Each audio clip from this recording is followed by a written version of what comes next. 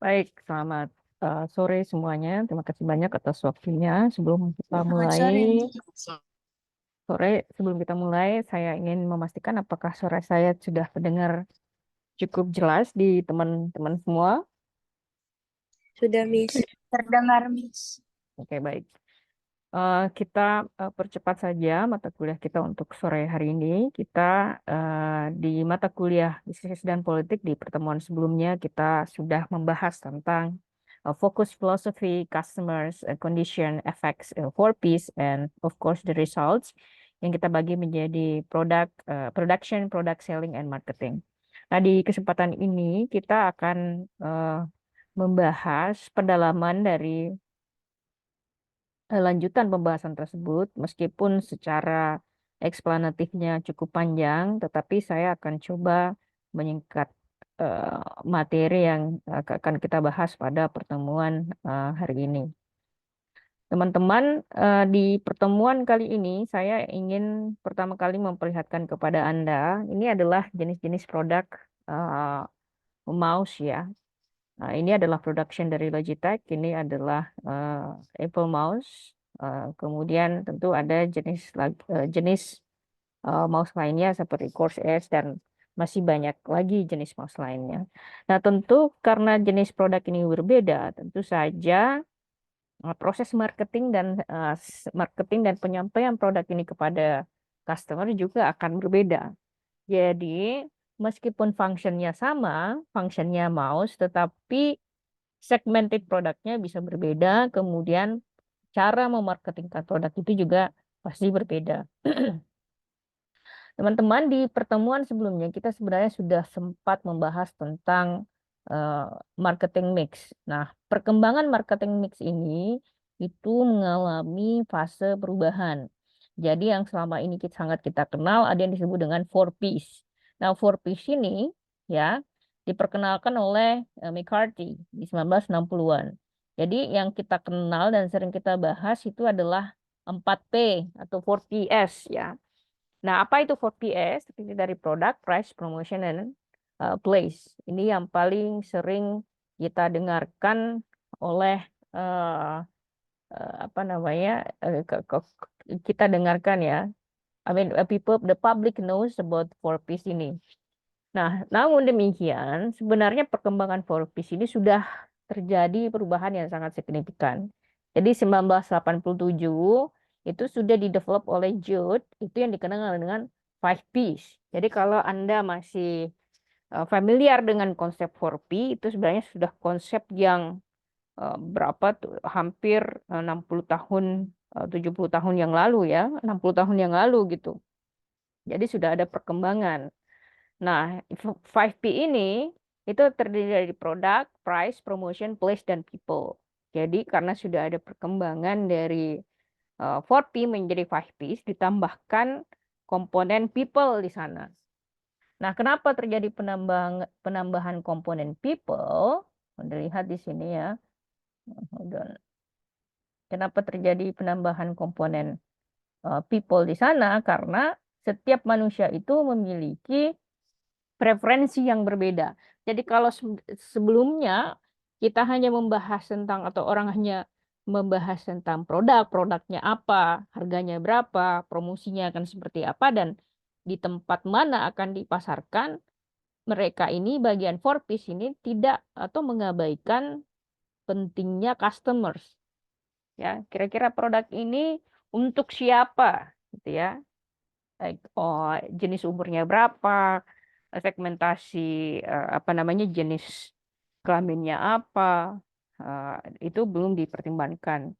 Jadi sudah terjadi perkembangan baik dari 4P kemudian menuju 5Ps. Nah, Kotler, profesor dari Harvard University, itu sangat terkenal ya, Philip Kotler, di tahun 1984 sudah mengembangkan pendekatan 5Ps ini menjadi 6Ps. Jadi 6 pendekatan ya, yaitu produk, price, promotion, place, masih sama. Kemudian yang dikembangkan juga adalah political power, public opinion formation, jadi pembentukan opini publik. Nah, Kenapa Kotler memasukkan political power? Karena memang ada beberapa jenis produk dalam konstelasi ekonomi secara global, bahkan kekuatan politik itu yang mempengaruhi bagaimana produk tersebut bisa diadopsi secara besar-besaran. Seperti misalnya Facebook ya. Ada beberapa produk yang modelnya itu dia udah skala global, kayak Facebook, Instagram. Itu jenis produk. Kemudian semua produk yang levelnya itu Anda ke negara manapun, Anda bisa mengakses produk tersebut. Berarti scale-nya itu sudah sangat besar. Nah, kalau produk tersebut scale-nya sudah sangat besar, maka dia memasuki segmentasi atau butuh dorongan political power atau kekuatan politik. Kemudian, berikutnya adalah public opinion formation. Kenapa butuh public opinion formation? Karena orang yang akan membeli produk tersebut harus memiliki kepercayaan tersendiri terhadap produk yang dibeli. Seperti contoh misalnya ya, kalau Anda melihat perusahaan besar yang menawarkan, misalnya nih, perusahaan ini mendukung eh, green economy itu, green recycle misalnya. Kayak misalnya Apple tuh dia di dalam apa namanya pembentukan opini publiknya selalu menekankan bahwa produk mereka itu recyclable. Jadi produk yang bisa didaur ulang. Nah, ini pembentukan opini yang dilakukan oleh Apple. Dan pembentukan opini ini itu akan membentuk citra perusahaan. Jadi ada perusahaan yang meskipun dia perusahaan tambang, tetapi mampu membentuk opini publik seperti perusahaan yang sustainable gitu, perusahaan yang melindungi lingkungan, padahal merusak lingkungan. Jadi pembentukan public opini ini penting karena ini dia akan mempengaruhi citra perusahaan. Dan citra perusahaan ini yang kita kenal secara teori itu public image merujuk kepada brand dari perusahaan itu sendiri. Jadi kalau perusahaan itu kalau dia brandnya sudah sangat kuat, kemungkinan besar model dia menjual barang ya, salesnya itu akan terpengaruhi dan akan lebih mudah bagi perusahaan tersebut atau brand tersebut untuk merebut pangsa pasar. Nah, ini yang cukup penting kita pelajari. Nah, begitu juga kalau misalnya kita memasuki segmentasi seperti industri mobil. Kalau Anda lihat ada beberapa brand mobil seperti Toyota, Honda, kemudian ada apa mobil dari China seperti Wuling dan mobil Amerika. Setiap brand itu memiliki kesan yang berbeda. Honda memiliki kesannya sendiri, Toyota memiliki kesannya sendiri, Wuling memiliki kesannya sendiri, dan German car kayak BMW, Mercedes-Benz itu memiliki kesan tersendiri. Nah, itu terbentuk dari faktor yang disebut dengan public opinion formation. Misalnya, bagaimana misalnya perusahaan-perusahaan dari Jepang itu membentuk, ingat ya, perusahaan Jepang itu, perusahaan mobil Jepang itu adalah perusahaan dengan biaya marketing paling murah di dunia. Kenapa mereka paling rendah cost-nya di dunia? Karena mereka itu sebenarnya model marketingnya itu adalah marketing by experience. Jadi dengan orang membeli mobil Honda tersebut, mereka merasakan kualitasnya seperti apa, dan orang yang memakai produk tersebut going to memasarkan produk itu dengan sendirinya, atau biasa kita kenal dengan word of mouth. Jadi public opinion formation ini penting ya. Jadi ketika perusahaan tersebut pengen, terutama kalau perusahaan yang listing di pasar saham itu, dia pembentukan opini publik ini akan sangat besar. Biasanya kalau mereka mampu membentuk sentimen positif dari publik, maka harga sahamnya juga akan naik.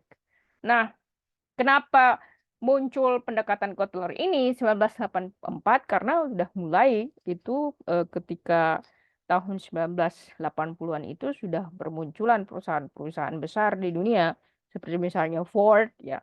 Ford perusahaan mobil dari Amerika Serikat, kemudian perusahaan-perusahaan dari Jerman, perusahaan dari Jepang itu sudah mulai ekspansi secara internasional. Sehingga dia akan butuh model communicators yang tidak hanya segmented pasarnya dalam negeri, tapi juga dalam negeri, luar negeri. Berikutnya, setelah pendekatannya Kotler ini, Six Piece ini dikembangkan oleh Booms and Bittner di 1981 ya. Jadi di 1981 ini sebelum diterbitkan bukunya pendekatan teorinya Kotler ini, itu ada pendekatan yang diperkenalkan oleh Boons dan Bittner. Jadi pendekatannya Boons dan Bittner ini sebenarnya agak mirip dengan pendekatannya apa namanya Kotler.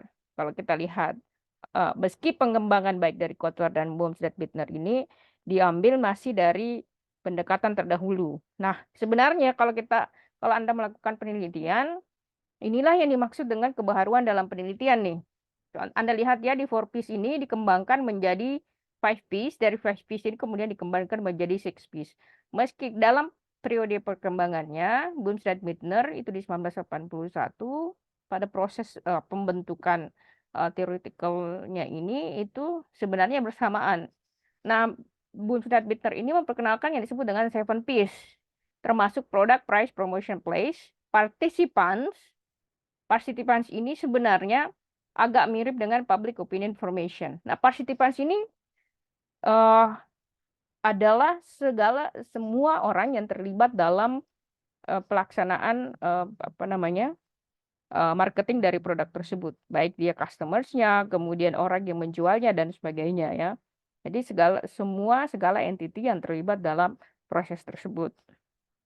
Nah, Bones dan Bittner ini ada kesamaan dengan Judge karena Judge ini melempatkan orang people, tapi kalau Bones dan Bittner ini dia lebih kepada very segmented, yakni participants. Dalam artian tidak semua orang, tapi dia lebih melihat kepada siapa yang kira-kira memiliki hubungan atau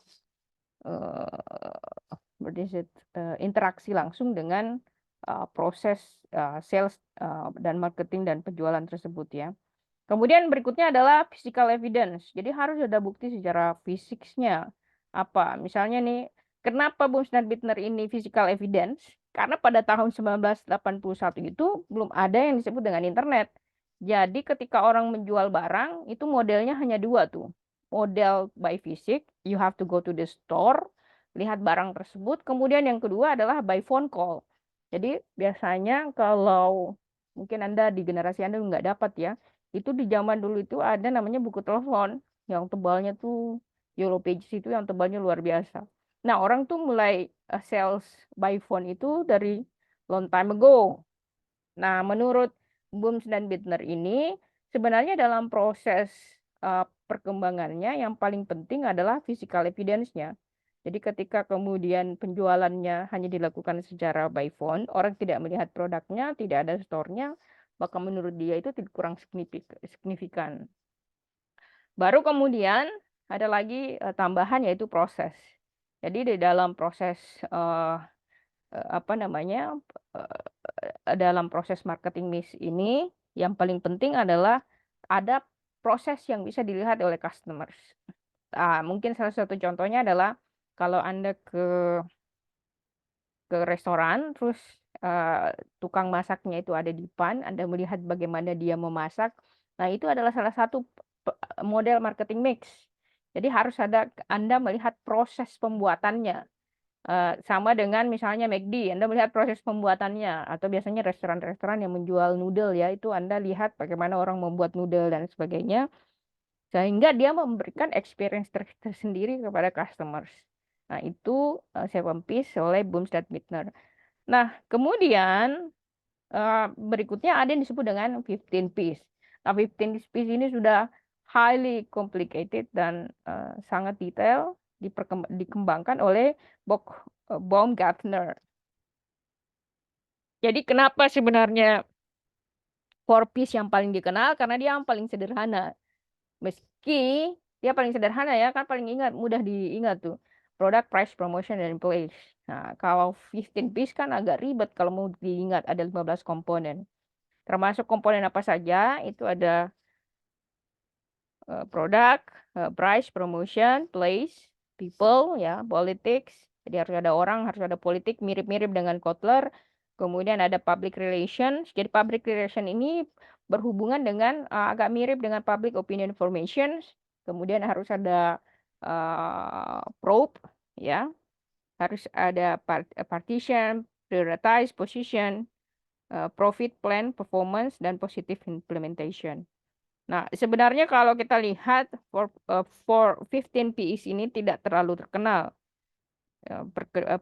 Pendekatan dari Baumgartner ini tidak terlalu terkenal ya, karena listnya itu sudah terlalu banyak.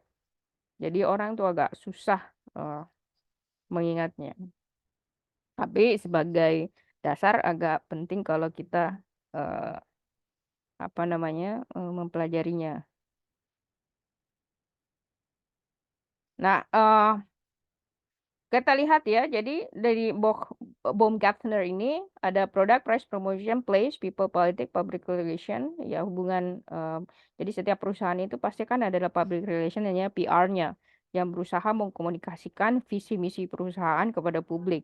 Nah, biasanya anak politik itu, anak HI itu bisa nih berkarir di public relations. Nah, public relations ini Anda membutuhkan skills untuk bisa memarketingkan barang, memarketingkan visi misi perusahaan. Kemudian Anda harus punya kemampuan untuk designing strategi. Bagaimana menyampaikan informasi itu secara baik kepada publik. Kemudian, at least you have analytical skill dan juga kemampuan untuk menulis. Nah, kemudian berikutnya ada yang disebut dengan probe. Probe itu mirip dengan kalau misalnya Anda pengen melihat satu barang, Anda explore barang tersebut. Misalnya nih ya, mobil. Anda test drive mobilnya, itu tuh masuk dalam kategori probe. Jadi Anda mengeksplorasi atau mencoba produk tersebut. Itu yang mungkin eh, pada produk yang terutama harganya tinggi itu atau harganya mahal itu biasanya dia akan menawarkan probing. Nah, kemudian ada partition. Partition ya. Jadi kalau marketing mix ini ada yang disebut dengan partition. Partition itu apa sih sebenarnya? Jadi kalau Anda melihat partition ini dari kata partisi. So it meaning dividing product into several parts. Jadi kalau misalnya nih ya, Anda pengen melihat perusahaan pengen memperlihatkan bahwa barangnya itu memiliki kualitas yang kuat gitu kan, misalnya mobilnya. Biasanya dia akan tampilkan produknya itu, misalnya lapisan bajanya itu sekian senti. Nah, itu yang disebut dengan partition. Kemudian prioritize. Di dalam marketing mix itu harus diprioritaskan yang mana nih yang akan menjadi apa nih yang akan diprioritaskan untuk disampaikan kepada publik. Dan bagian kalau misalnya Anda punya produk, misalnya 15 produk, Anda harus bisa memilih satu barang yang bisa diprioritaskan. Kemudian positioning, Anda harus bisa mempositioningkan barang Anda, apakah misalnya dia high quality low price, seperti kita sudah bahas di kelas ya. Kemudian profitnya seperti apa, perencanaannya seperti apa, performance-nya seperti apa, kemudian positive implementation-nya atau implementasi secara positifnya di pasar akan seperti apa. Nah, ini adalah dasar kalau Anda pengen mempelajari yang disebut dengan marketing mix. Nah, berikutnya kita lihat. Hold on. Nah, yang paling banyak dikenal itu ya seperti sebelumnya yang sudah saya jelaskan ya adalah 4P. Jadi product, price, promotion, and place. Jadi produk itu macam-macam ya pembagian segmentasi dari produk. Ada yang disebut dengan varietas produk. Varietasnya seperti apa? Ya, jadi let's say Anda menjual jus, jus kan banyak ya. Varietasnya apa? Jus mangga, jus jeruk dan sebagainya. Nah, itu untuk produk. Quality bisa lower quality, medium quality, high quality. Kemudian desainnya bisa desain misalnya artistik, desainnya bisa modern, desainnya bisa tradisional. Itu untuk produknya sendiri. Kemudian featuresnya apa saja? Misalnya mobil ini punya featuresnya eh, soundproofing, misalnya featuresnya punya layar eh, layar untuk entertainmentnya yang besar misalnya. That's the features. Kemudian brand name, nama brandnya akan seperti apa? Packagingnya, ya packagingnya seperti apa? Anda lihat misalnya di Air mineral itu kan dia memiliki variety of packaging yang berbeda. Kemudian services. Servisnya akan seperti apa? Produk yang ditawarkan itu servisnya akan seperti apa? Kalau misalnya salon ya, salon itu kan dia menjual jasa dan sebenarnya juga menjual produk, tapi majority jasa ya. Servisnya akan seperti apa dengan harga tersebut? Misalnya Anda potong rambut dengan apa tuh back terapi atau foot terapi harganya sekian. Itu produk. Nah, price ini kita lihat kan tujuan dari produk price promotion dan place ini adalah untuk bagaimana membuat eh, barang yang kita produksi itu bisa terjual dengan atau bisa diterima oleh pasar dengan secara maksimal, semaksimal mungkin. Jadi baik produk dan price itu menuju pada target customer. Target customernya siapa? Jadi produk dan price ini kenapa Anda penting menentukan produk, varietasnya seperti apa, quality, design, features, branding, packaging, dan servicesnya itu supaya target customers-nya itu terlihat sangat jelas bahwa inilah target customers Anda. Nah, price ini atau harga itu ada list price. Jadi ada harga, misalnya Anda menjual barang, ada pendetailan harganya. Misalnya kalau Anda beli mobil tuh, itu kan ada yang disebut dengan mobil dengan harga paling dasar, harga menengah. Misalnya harga ini ditentukan oleh features-nya. Nah, ada yang misalnya harga yang untuk paket luxurious dan sebagainya ya. Itu list price-nya. Meskipun menjual misalnya satu jenis mobil, tetapi ada tambahan aksesori sekian-sekian, itulah yang disebut dengan list price-nya. Nah, kemudian diskon. Diskon ini strateginya banyak. Ada yang buy one get one, ada buy two diskon 50%. Nah, biasanya kalau kita bicara tentang psikologi harga, yang paling efektif digunakan itu sebenarnya adalah kata-kata free. Jadi free itu secara psikologi orang sangat menyukai karena yang muncul di otaknya itu adalah gratis. Nah, kemudian eh, allowance. Jadi allowance ini kenapa penting di dalam price? Karena Anda jangan menjual barang yang tidak sesuai dengan kemampuan dari customers. Jadi kalau misalnya nih Anda menjual barang uh, high branded product di misalnya di let's say di Sulawesi Selatan ya, siapa yang akan mau beli? Karena kemampuan ekonominya nggak sampai di situ. Ya itu juga sebabnya kalau Anda ke Plaza Indonesia itu tidak akan terlalu ramai karena memang target pasarnya itu berbeda. Kemudian eh, payment period. Kapan kira-kira bisa dibayar ya? Apakah bisa dicicil satu kali, dua kali? Apakah bisa misalnya mekanisme pembayarannya itu bisa berbeda-beda? Kemudian kredit terms-nya, apakah bisa dicicil? Misalnya kalau Anda beli mobil, apakah bisa dicicil 24 bulan gitu? Atau dicicil 4 tahun? Kira-kira pembayarannya gimana? Karena pricing dari rumah, pricing mobil dengan price McDonald itu kan berbeda ya. Nah, itu yang penting Anda harus ketahui. Kemudian, untuk promotion dan place ini itu menyasar pada intended positioning, di posisi yang diinginkan. Nah, promotion itu termasuk advertising, kemudian penjual personal selling atau penjualan secara personal, kemudian sales promotion atau promosi penjualan, serta public relations atau PR ya. Nah, untuk place ini masuk channels.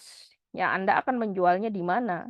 Apakah channelsnya online, offline, eh, atau pakai phone gitu. Banyak ya channelsnya. Kemudian coveragenya. Wilayah mana aja yang akan terjangkau dari penjualan Anda ini atau produk tersebut.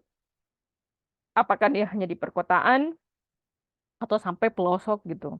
Kemudian lokasinya di mana? Lokasi ini penting banget ya. Lokasi eh, tempat penjualan itu sangat penting. Dan kalau Anda lihat biasanya di sewa-sewa tempat yang berada di pinggir jalan itu kan mahal. Kenapa? Karena memang dia akan langsung berhadapan dengan display kepada potensial customers. Dan ingat, setiap masyarakat itu memiliki psikologi yang berbeda ya. Psikologi pasar di Inggris, Amerika, dan Indonesia itu berbeda. Di Indonesia itu karena mungkin panas, orang itu tidak suka jalan ya. Jadi biasanya kalau ada toko yang meskipun menjual bagus tapi susah parkir, itu biasanya sepi. Atau misalnya ada toko yang sangat bagus tapi untuk masuk ke sana itu dari parkiran atau mulai dari jalan raya sampai kemudian ke toko tersebut agak jalan gitu, orang itu membuat mereka itu agak malas. Itu berbeda psikologinya kalau di luar negeri. Nah, psikologi customers juga mempengaruhi outlook dari toko ya. Kalau Anda lihat di misalnya di Inggris itu atau sebagian besar Eropa itu mallnya jarang, kurang mall di sana. Yang ada adalah eh, barisan toko-toko ya. Kalau di Indonesia kan yang banyak itu malls, tidak seperti list of merchants yang ada di luar negeri. Nah, kenapa kenapa modelnya beda? Karena Indonesia itu kan tipikalnya klimatnya itu kan panas. Jadi kalau misalnya mereka berjualan di barisan toko-toko itu kan mereka harus keluar masuk toko dan ketika keluar kan panas. Sehingga kemudian mempengaruhi psikologi dari customers. Nah, biasanya negara-negara yang eh, lebih kecenderungan orang shopping di malls itu adalah negara-negara yang memiliki climate yang agak panas ya. Kalau Anda ke Dubai, itu yang banyak itu malls, bukan list of walk-in merchants yang banyak. Kalau di Eropa, itu lebih populer. Udah lihat tuh, misalnya kalau Anda ke Inggris di Oxford Circus, eh, di Broad Street itu banyak High Street itu banyak kan list of shoppings merchants. Nah, mallnya paling sedikit kayak Selfridge dan sebagainya ya. So I think itu perbedaannya. Nah, itu yang penting Anda tahu ya. Kemudian oleh inventory. Anda tokonya di mana, gudangnya di mana itu penting. Karena kalau misalnya Anda satukan gudangnya dengan toko itu biaya biaya sewa toko kan jauh lebih mahal. Misalnya nih Anda lihat toko kayak Ace Hardware itu kan gudangnya nggak di situ. Gudangnya itu di tempat lain karena kalau misalnya mereka menstok semua produknya ada di satu tempat atau di toko tersebut, biaya sewanya itu akan luar biasa mahalnya dan biasanya orang akan mencari gudang yang eh, apa namanya yang lebih murah kosnya ya. Teman saya yang punya perusahaan itu dia tokonya di Jakarta, gudangnya itu di Bekasi. Karena sewa sewa gudang di Bekasi itu untuk inventory itu jauh lebih murah di sana. Kemudian transportasi. Nah, apakah tempat Anda menjual itu mudah diakses?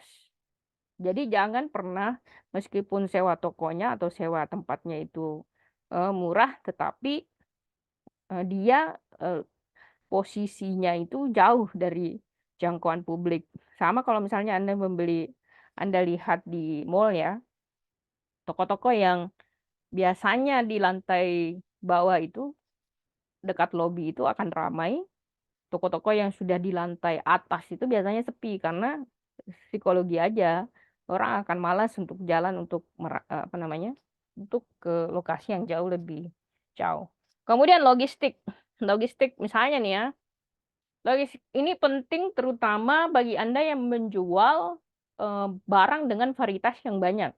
Karena kan harus Anda pastikan supply dari bahan baku. Kayak seperti misalnya restoran yang menjual menunya banyak.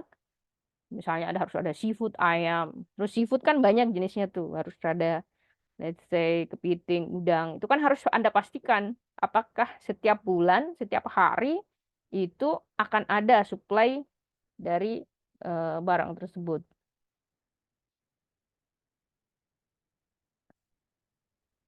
Nah, itulah four piece dalam marketing mix. Setidaknya Anda akan memahami bahwa bagian-bagian ini tuh penting nanti setidaknya bisa diaplikasikan dalam eh, pekerjaan atau karir Anda ke depan. Nah, ini yang sebelumnya mungkin pernah kita bahas di kelas. Kalau setiap perusahaan itu dia harus bisa positioning produknya ya. Apakah dia high quality, high price, lower quality.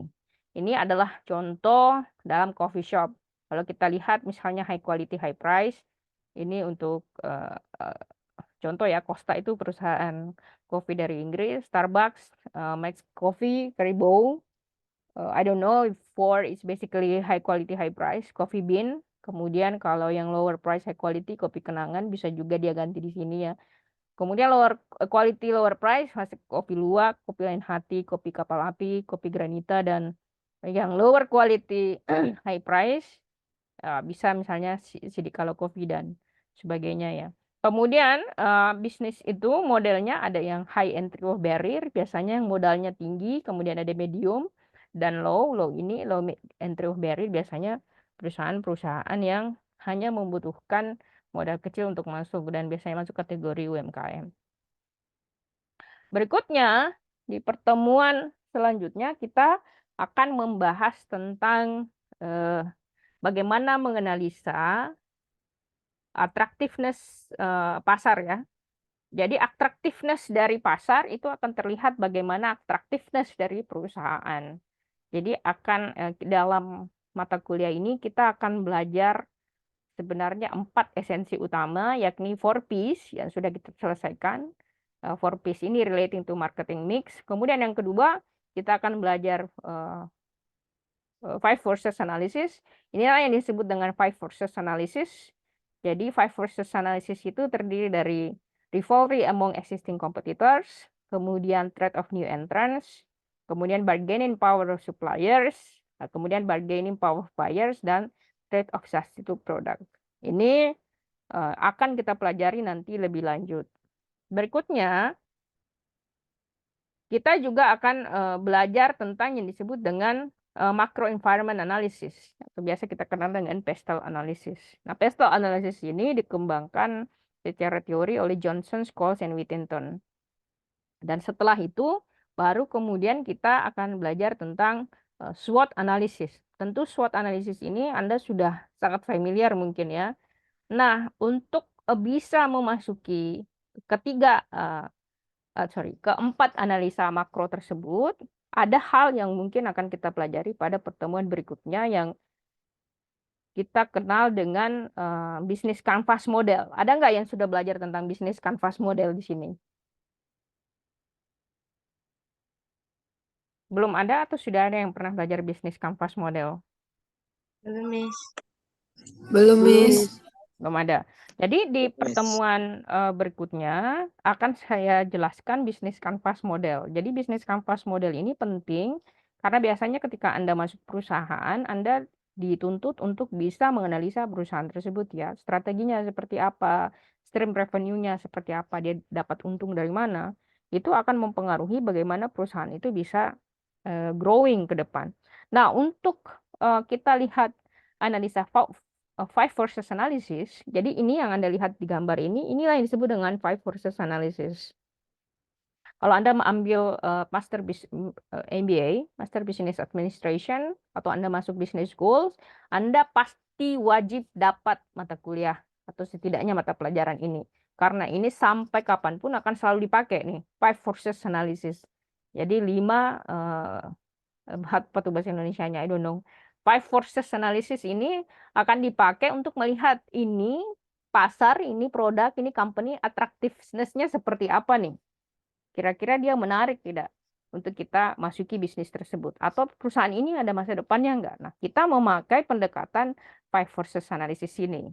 Jadi mulai dari kita melihat kira-kira siapa pemain, atau kita lihat rivalry among existing competitors. Siapa kira-kira pesaing bisnis kita yang ada sekarang yang potensinya, ingat ya, kalau dalam perspektif bisnis itu, there is no morality in business.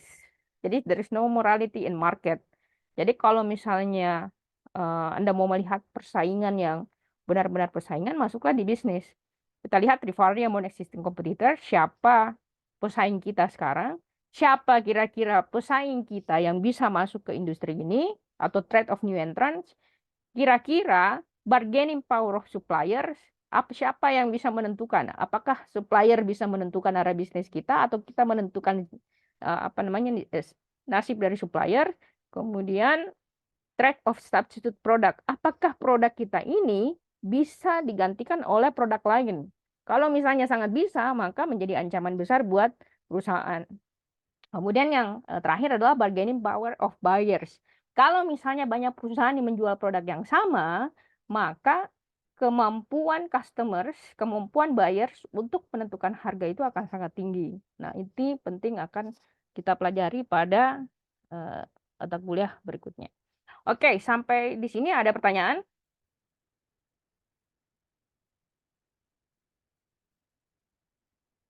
Jika tidak ada pertanyaan, kita punya waktu 3 menit ya. Jika tidak, saya cukupkan mata kuliah ini sampai di sini, akan kita lanjutkan pada pertemuan berikutnya. Sampai ketemu nanti untuk mata kuliah GPE di jam 5 ya. Oke, semuanya selamat, have a very good weekend and see you in a bit later. Bye. Thank you, Miss. Thank you. Thank you, Miss. Thank you, Miss.